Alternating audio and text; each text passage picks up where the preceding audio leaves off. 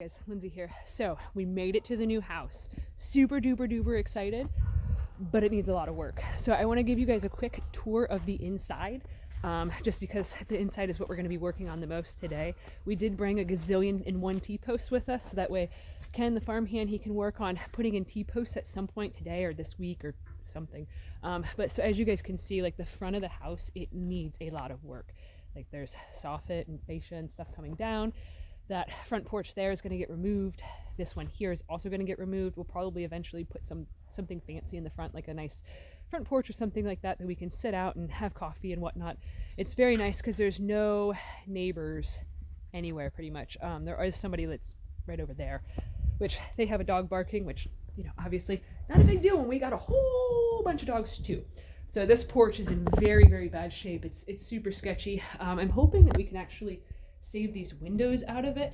They're like old trailer windows or camper windows, but they'll be really nice for an old greenhouse, not an old greenhouse, for a new greenhouse. I did not sleep much last night because I was so excited. I couldn't contain myself. Big surprise. So when you first walk in the front door, this walks into the kitchen area, and then a really large dining space over in here. So this space over in here, actually, I'm not going to tell you guys what we're going to do because plans might change as we start doing all of this. So I'll just give you guys a quick tour. So it's a nice size eat-in kitchen over in here. Lots of cupboard space, lots of room to work. Like it's actually a pretty nice functional layout as is. We've talked at length about changing the layout, but I don't know what we're actually going to do because, well, don't know yet. I know that when we started the last house, there was a lot of stuff that we had thought at first we were going to do in certain orders, and then as we started, things just changed. They evolved. So that's probably going to happen here. So after the kitchen, you walk through. I'm really not sure which way to show you guys. You walk through out of the kitchen, and there's this big long hallway here. This is the bedroom that we're potentially going to be removing. So it's a nice size space, nice size room. Not anything too exciting, just old carpet from 1994, I assume. And then there is a second bedroom over in here. This is a much larger bedroom. So chances are this is going to temporarily be mine and Tracy's room once we get everything established and set up. You guys are going to see some really wonky paneling lines here. I don't know how well you guys are going to be able to see. I don't know. Tracy got the power turned into her name while we were on our way down here, and the light bulbs are burnt out, and I forgot to bring light bulbs with me. But so here's part of the living room over here. It is really stinking dark. There is a wood burner hookup area here where a window has been decommissioned for a wood stove to go there. And then there's also a cement pad poured on the floor. Don't know if you guys are going to be able to see it. And then over in here, it's the living room. Now you guys got some lighting. Living room space is pretty big. I would guess it's at least 15 by 15 just to get to the center line here where the wall is and the hallway is. So that wall, all the paneling is going to get ripped off. You can see that there's bowing and stuff from humidity. This house has been empty for, well, on my birthday in February, it'll be 2 years since the previous owner died. So nobody did anything to make sure everything was not humid over summer. So the worst part of this house is actually here in the master.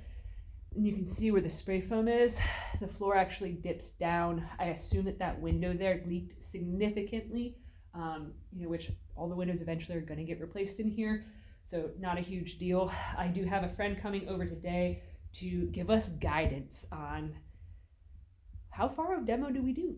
What do we do and stuff. He's got extensive knowledge. He used to do this for a living. So he's got extensive knowledge on how to fix the structural issues here. So I actually am going to hire him to fix the structural issues. So that way I don't have to worry about learning something new. As you guys know from our last house, it was all pretty much just learning and just so many things that I've learned that I really have learned that I don't want to have to do anymore.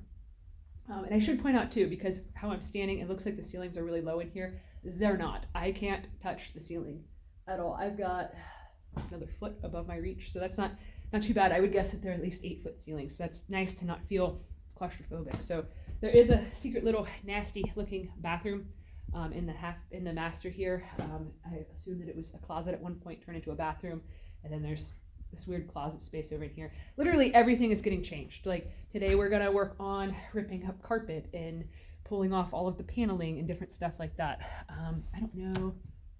Nope, no bulb. There's an additional front door there. On the side here, which you guys can't see, there is a whole bunch of closets in that whole walkway there.